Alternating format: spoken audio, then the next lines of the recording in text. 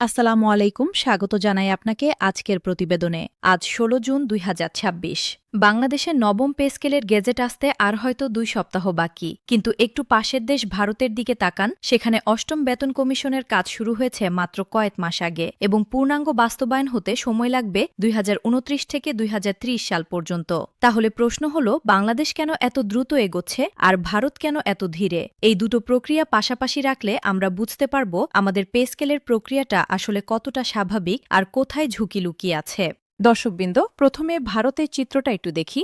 ভারতের সপ্তম বেতন কমিশনের ১০ বছরের কার্যকাল শেষ হচ্ছে ২০২৫ সালের ৩১ ডিসেম্বরে। তার মানে ২০২৬ সাল থেকেই কেন্দ্রীয় সরকারি কর্মচারীদের জন্য একটি নতুন কাঠামোর প্রয়োজন ছিল। কিন্তু অষ্টম বেতন কমিশন আনুষ্ঠানিকভাবে গঠিত হয়েছে ২০২৫ সালের নভেম্বরে, অর্থাৎ পুরনো কমিশনের মেয়াদ শেষ হওয়ার ঠিক আগে আগে। কমিশনকে চূড়ান্ত প্রতিবেদন ও সুপারিশ জমা দিতে সময় দেওয়া হয়েছে ২০২৭ সালের ফেব্রুয়ারি পর্যন্ত।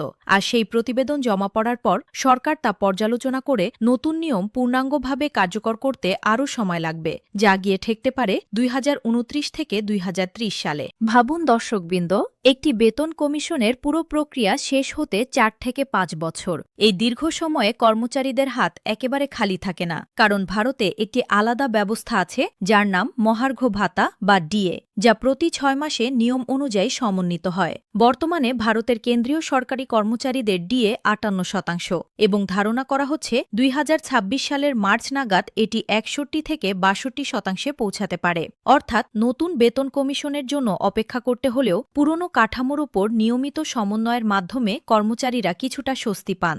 এই ডিএ নির্ধারিত হয় ভোক্তা মূল্যসূচকের ভিত্তিতে, অর্থাৎ বাজারে জিনিসপত্রের দাম কতটা বাড়ল তার একটা পরিমাপযোগ্য হিসাবের ওপর। এটি একটি পূর্বনির্ধারিত স্বচ্ছ পদ্ধতি, যা নিয়ে প্রতিবার নতুন করে রাজনৈতিক টানাপোড়েনের প্রয়োজন হয় না। এবার বাংলাদেশের চিত্রের দিকে আসি। এখানে অন্তর্বর্তী সরকারের অধীনে ২৩ সদস্যের একটি জাতীয় বেতন কমিশন গঠন করা হয়, যার সভাপতি সাবেক অর্থসচিব জাকির আহমেদ খান। কমিশন প্রথম আনুষ্ঠানিক বৈঠক করে ২০২৫ সালে ১৪ আগস্ট এবং তাদের ৬ মাসের মধ্যে প্রতিবেদন জমা দিতে বলা হয়। বাস্তবে কমিশন তাদের চূড়ান্ত প্রতিবেদন প্রধান উপদেষ্টার কাছে জমা দেয় ২০২৬ সালের ২১ জানুয়ারি, অর্থাৎ নির্ধারিত সময়সীমার কাছাকাছি। প্রতিবেদনে কর্মচারীদের বেতন ও ভাতা গড়ে ১০০ থেকে ১৪২%, কোনো কোনো ক্ষেত্রে ১৪০ থেকে ১৪৭% পর্যন্ত বৃদ্ধির সুপারিশ করা হয়। সরকার আশা করছে ২০২৬ সালের জুন মাসের শেষে গেজেট প্রকাশ করতে আর ১ জুলাই থেকেই প্রথম ধাপের বাস্তবায়ন শুরু করতে। তার মানে দাঁড়াচ্ছে,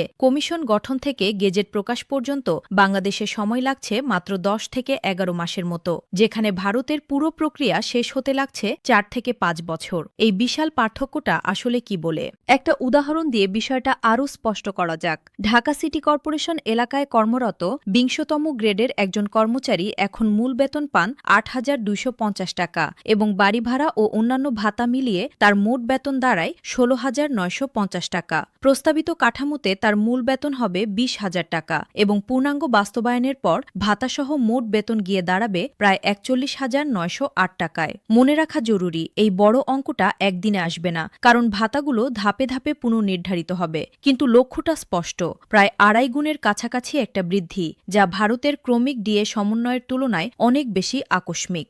দর্শকবৃন্দ, এর কয়েকটা কারণ থাকতে পারে বলে বিশ্লেষকরা মনে করেন। প্রথমত, ভারতের কেন্দ্রীয় সরকারি কর্মচারীর সংখ্যা অনেক বেশি এবং রাজ্যভিত্তিক জটিলতাও আছে। ফলে এটি কমিশনের সুপারিশ পুরো ব্যবস্থায় প্রতিফলিত হতে স্বাভাবিকভাবেই বেশি সময় লাগে। দ্বিতীয়ত, বাংলাদেশে গত কয়েক বছরের রাজনৈতিক পরিবর্তনের পরে কর্মচারী সংগঠনগুলোর আন্দোলন ও চাপ অনেক বেশি জোরালো হয়ে উঠেছে, যা সরকারকে দ্রুত সিদ্ধান্তে পৌঁছাতে বাধ্য করেছে। তৃতীয়ত, ১১ বছর ধরে অষ্টম পে স্কেলের ওপর আটকে থাকা ক্ষোভ এমন একটা পর্যায়ে পৌঁছেছে যে আর দীর্ঘসূত্রতার সুযোগ ছিল না। চতুর্থত, অন্তর্বর্তী সরকার নিজেই জানিয়েছিল যে পরবর্তী রাজনৈতিক সরকারের জন্য অপেক্ষা না করে তাদের মেয়াদেই এই গেজেট বাস্তবায়ন করতে চায়, যা প্রক্রিয়াটাকে আরও গতি দিয়েছে। কিন্তু দ্রুত হওয়া মানেই কি ভালো? এখানেই দর্শকবৃন্দ একটু সতর্ক হওয়া দরকার। একটি বেতন কমিশনের সুপারিশ, গ্রেড পুনর্বিন্যাস, আর্থিক সংস্থান, প্রশাসনিক বাস্তবায়ন, এই পুরো প্রক্রিয়াটা যত দ্রুত হবে ভুল হওয়ার সম্ভাবনাও তত বেশি থাকে। অতীতের প্রতিটি পে স্কেলেই বাস্তবায়নের সময় বেতন নির্ধারণে ভুল, বিভ্রান্তি ও মামলার ঘটনা ঘটেছে। ১০ থেকে ১১ মাসের মধ্যে পুরো প্রক্রিয়া শেষ করতে গেলে এই ঝুঁকি আরও বাড়ে। আরেকটি গুরুত্বপূর্ণ পার্থক্য হল গ্রেড কাঠামো নিয়ে আলোচনার ধরন। বাংলাদেশে কমিশনের আলোচনায় গ্রেড সংখ্যা ২০ থেকে কমিয়ে আনার এবং সর্বনিম্ন মূল বেতন ২০ থেকে ৩৫,০০০ টাকার মধ্যে নির্ধারণের প্রস্তাব এসেছে। আবার কোনো প্রস্তাবে সর্বোচ্চ মূল বেতন ১,৬০,০০০ টাকা পর্যন্ত করার কথাও বলা হয়েছে। এই প্রস্তাবগুলোর একটি অংশ এখনও আলোচনাধীন, অর্থাৎ গেজেটে চূড়ান্ত রূপ কী হবে তা পুরোপুরি নিশ্চিত নয়। ভারতে এই পর্যায়ে এখনও নির্দিষ্ট গ্রেড বা বেতন কাঠামোর প্রস্তাব আসেনি, কারণ কমিশন এখনও তথ্য সংগ্রহ আর বিভিন্ন পক্ষের কাছ থেকে মতামত নেওয়ার পর্যায়ে আছে। সাধারণ কর্মচারী সংগঠন থেকে শুরু করে বিশেষজ্ঞদের কাছে মতামত আহ্বানের জন্য একটি নির্দিষ্ট সময়সীমাও বেঁধে দেওয়া হয়েছিল, যা ইতিমধ্যে পার হয়ে গেছে। এই পুরো পরামর্শ প্রক্রিয়াটাই বাংলাদেশের তুলনায় অনেক বেশি দীর্ঘ ও কাঠামোগত। এখানে আরেকটা পরিসংখ্যান লক্ষ্য করার মতো, বাংলাদেশের স্বাধীনতার পর থেকে এ পর্যন্ত ৮টি পে স্কেল এসেছে, অর্থাৎ গড়ে প্রতি ৬ থেকে ৭ বছরে একটি নতুন কাঠামো এসেছে। যদিও কোনো ব্যবধান ছিল মাত্র ৪-৫ বছরের, আবার অষ্টম থেকে নবম পে স্কেলের মধ্যে ব্যবধান হয়ে গেছে ১১ বছর, যা স্বাধীনতার পর সবচেয়ে দীর্ঘ বিরতি।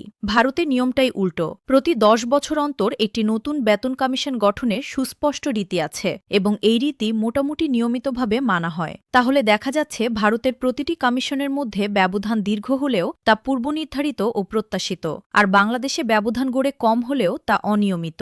কখনো ৪ বছরে আসে, কখনো ১১ বছর লেগে যায়। এই অনিশ্চয়তাই কর্মচারীদের মধ্যে সবচেয়ে বেশি অসন্তোষ তৈরি করে, কারণ কেউ জানেন না পরের পে স্কেল কখন আসবে। এই প্রসঙ্গেই একটা গুরুত্বপূর্ণ প্রশ্ন উঠে আসে, বাংলাদেশের কি ভারতের ডিএ মডেলের মতো একটা স্থায়ী পরিমাপযোগ্য সমন্বয় ব্যবস্থা থাকা উচিত, যাতে পরবর্তী পে স্কেলের জন্য আর কখনো ১১ বছর অপেক্ষা করতে না হয়? বিশেষজ্ঞদের একটা অংশ বলছেন, মূল্যস্ফীতির সাথে সম্পর্কিত একটি স্বয়ংক্রিয় বার্ষিক সমন্বয় ব্যবস্থা থাকলে প্রতিবারই নতুন করে রাজনৈতিক আন্দোলন ও কমিশন গঠনের প্রয়োজন কমে যেত। তবে এই ধরনের একটি স্থায়ী কাঠামো তৈরি করার কোনো সুস্পষ্ট পরিকল্পনা এখনো সরকারের পক্ষ থেকে দেখা যায়নি। নবম পে স্কেল বাস্তবায়নের পর এই প্রশ্নটা হয়তো আবার সামনে আসবে, কারণ একই ভুল আবার ১১ বছর পরে হোক, এটা কেউ চান না। দর্শকবৃন্দ, এখানে একটা প্রশ্নও তোলা দরকার, যা নিয়ে এখনও স্পষ্ট আলোচনা হয়নি। যারা ২০২৬ সালে নতুন নিয়োগ পাবেন, তারা কি একেবারে নতুন কাঠামোতে যোগদান করবেন, নাকি তাদের জন্য আলাদা কোনো রূপান্তর পদ্ধতি থাকবে? আর যারা দীর্ঘদিন ধরে চাকরি করছেন, পদোন্নতি না পেয়ে একই গ্রেডে আটকে আছেন, তাদের অবস্থান নতুন কাঠামোতে কোথায় গিয়ে স্থির হবে? ভারতের ক্ষেত্রে এই প্রশ্নগুলোর উত্তর কমিশনের দীর্ঘ পরামর্শ প্রক্রিয়ার মধ্যেই ধীরে ধীরে স্পষ্ট হয়। বাংলাদেশে এই প্রশ্নগুলোর উত্তর গেজেটেই স্পষ্টভাবে থাকা প্রয়োজন, কারণ বাস্তবায়নের সময় কম থাকায় পরে সংশোধনের সুযোগও কম থাকবে। দর্শকবৃন্দ, এই দুই দেশের সময়রেখা পাশাপাশি রাখলে আগামী কয়েক মাসে কি দেখার আছে তা একটু স্পষ্ট হয়ে যায়।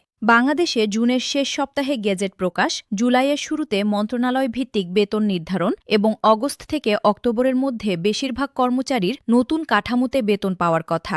অন্যদিকে ভারতে এই একই সময়ে কমিশন এখনও তথ্য সংগ্রহ ও বিভিন্ন পক্ষে শুনানি চালিয়ে যাবে, আর নির্দিষ্ট কোনো বেতন কাঠামোর প্রস্তাব আসার কথা নয় ২০২৭ সালের ফেব্রুয়ারির আগে। অর্থাৎ যখন বাংলাদেশের কর্মচারীরা নতুন বেতনের প্রথম কিস্তি হাতে পাবেন, তখনও ভারতের কেন্দ্রীয় কর্মচারীরা থাকবেন কমিশনের সুপারিশের জন্য অপেক্ষায়, যদিও তাদের ডিএর মধ্যে আরও একবার সমন্বিত হয়ে যাবে। এই পার্থক্যটা মাথায় রাখলে বোঝা যায় দুদেশের কর্মচারীদের অভিজ্ঞতা একই সময়ে কতটা আলাদা হতে চলেছে। তাহলে দর্শকবৃন্দ, এই তুলনা থেকে আমরা কি শিখতে পারি? প্রথমত, বাংলাদেশের প্রক্রিয়া দ্রুত হওয়ার অর্থ এই নয় যে এটি অগোছালো, কিন্তু দ্রুততার কারণে প্রশাসনিক প্রস্তুতি ও যাচাই বাছাইয়ের সময় কম পাওয়া যাচ্ছে, যা বাস্তবায়নের পরে সমস্যা তৈরি করতে পারে। দ্বিতীয়ত, ভারতের ধীর কিন্তু পরিমাপযোগ্য ডিএ ভিত্তিক প্রক্রিয়ার সুবিধা হল বিস্তারিত পরামর্শ ও পরীক্ষা নিরীক্ষার সুযোগ, কিন্তু এর মাশুল হল কর্মচারীদের বছরের পর বছর অপেক্ষা। দুটো মডেলের কোনোটাই পুরোপুরি আদর্শ নয়। তৃতীয়ত, এবং এটি সবচেয়ে গুরুত্বপূর্ণ, বাংলাদেশের কর্মচারীদের জন্য এখন সবচেয়ে দরকারি কাজ হল গেজেট প্রকাশের পর প্রতিটি ধাপ সতর্কভাবে যাচাই করা। যেহেতু পুরো প্রক্রিয়া দ্রুত হচ্ছে, প্রশাসনিক ভুলের সম্ভাবনাও বেশি, তাই নিজের বেতন হিসাব নিজে রাখা এবং কোনো অসামঞ্জস্য দেখলে দ্রুত প্রতিবাদ জানানো এখন আগের চেয়েও বেশি জরুরি। যারা সরকারি চাকরিতে আছেন তাদের জন্য কয়েকটি বাস্তব পরামর্শ। প্রথমত, গেজেট প্রকাশের সাথে সাথে নিজের নতুন বেতন নিজে হিসাব করে রাখুন। প্রশাসনের হিসাবের ওপর সম্পূর্ণ নির্ভর করবেন না। দ্বিতীয়ত, গ্রেড সংখ্যা বা কাঠামোতে কোনো পরিবর্তন এলে আপনার গ্রেড কোথায় গিয়ে স্থির হচ্ছে তা নিশ্চিত হয়ে নিন। তৃতীয়ত, কর্মচারী সংগঠনের মাধ্যমে বাস্তবায়নের অগ্রগতি নিয়মিত জেনে নিন, কারণ দ্রুত বাস্তবায়নের কারণে নির্দেশনা পরিবর্তন হতে পারে দ্রুতই। চতুর্থত, ভাতাগুলো ধাপে ধাপে আসবে এটা মাথায় রেখে বাড়তি ব্যয়ের পরিকল্পনা না করে বরং বকেয়া ও পূর্ণ বাস্তবায়নের সময়সীমা অনুযায়ী বাজেট করুন। পঞ্চমত, ধৈর্য রাখুন, কারণ প্রশাসনিক জটিলতা পুরোপুরি এড়ানো সম্ভব নয়, তবে সচেতন থাকলে ক্ষতির পরিমাণ কমানো সম্ভব। আজকের প্রতিবেদনের মূল কথা সংক্ষেপে বলি। ভারতের অষ্টম বেতন কমিশনের পুরো প্রক্রিয়া শেষ হতে সময় লাগবে 4 থেকে 5 বছর, যেখানে বাংলাদেশে 23 সদস্যের জাতীয় বেতন কমিশন গঠন থেকে গেজেট প্রকাশ পর্যন্ত সময় নিচ্ছে মাত্র 10 থেকে 11 মাস। কমিশনের সুপারিশে গড়ে 100 থেকে 142% বেতন বৃদ্ধির কথা বলা হয়েছে এবং 20তম গ্রেডের একজন কর্মচারীর মোট বেতন 2.5 গুণের কাছাকাছি বাড়ার সম্ভাবনা আছে, যদিও তা আসবে ধাপে ধাপে। এই দ্রুততার পেছনে আছে রাজনৈতিক চাপ ও দীর্ঘদিনের জমে থাকা ক্ষোভ, কিন্তু এর সাথে আছে প্রশাসনিক ভুলের ঝুঁকিও। ভারতে নিয়মিত ও পরিমাপযোগ্য মহার্ঘ ভাতা সমন্বয়ের একটি বিকল্প ব্যবস্থা আছে, বাংলাদেশে তা এখনও তেমন কাঠামোগত নয়। ভিডিওটি শেয়ার করুন তাদের সাথে যারা মনে করেন বাংলাদেশের প্রক্রিয়াটা স্বাভাবিকের চেয়ে বেশি ধীর। পাশের দেশের চিত্র দেখলে বোঝা যায় বাস্তবতা ঠিক তার বিপরীত এবং দ্রুততার নিজস্ব ঝুঁকিও আছে। আল্লাহ হাফেজ।